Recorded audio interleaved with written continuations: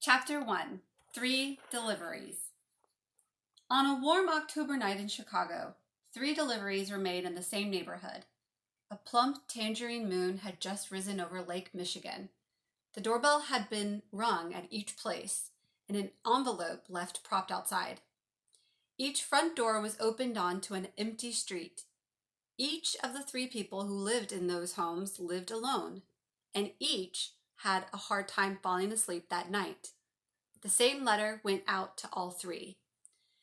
Dear friend, I would like your help in identifying a crime that is now centuries old. This crime has wronged one of the world's greatest painters.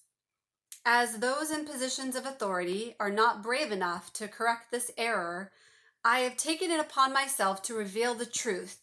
I have chosen you because of your discriminating eye, your intelligence, and your ability to think outside of convention.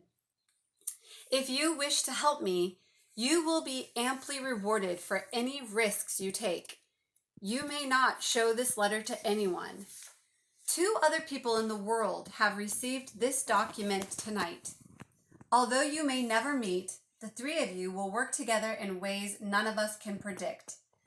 If you show this to the authorities, you will most certainly be placing your life in danger.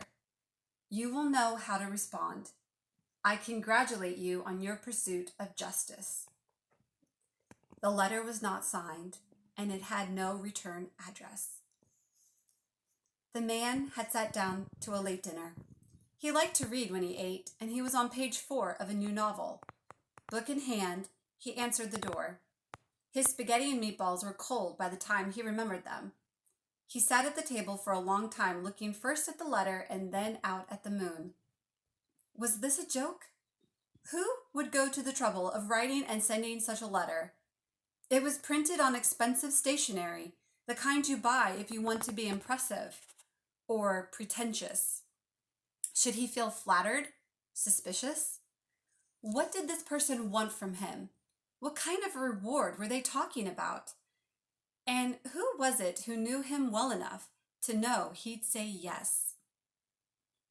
A woman tossed and turned in bed, her long hair trapping moonlight against the pillow. She was going over lists of names in her mind.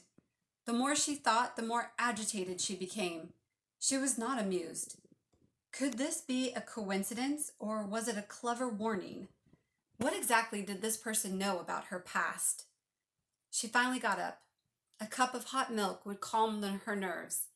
She moved carefully in the dark, using the watery rectangles of light that fell across the floor. She wasn't about to turn on the kitchen light. The names scrolled in tidy columns through her mind, each group belonging to a different chapter in her life. There was Milan, there was New York, there was Istanbul. But this was an invitation, not a threat. If things got strange or frightening, she could always change her mind. Or could she? Another woman lay awake under the moon, listening to the wind and the occasional whine of a police siren. This was one of the weirdest coincidences ever. Was this letter insane or inspired?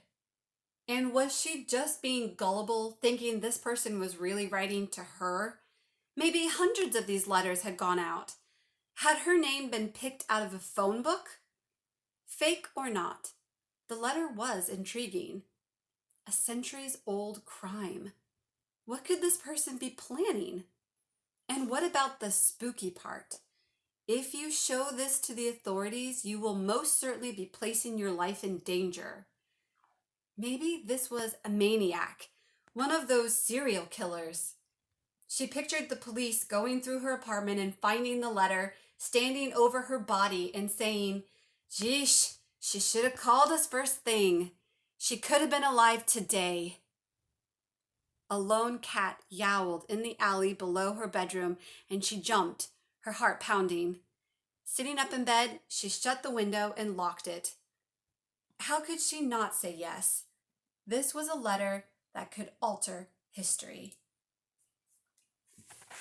All right, here are some illustrations See if there are any things to take note of. And that is going to be the end of chapter 1.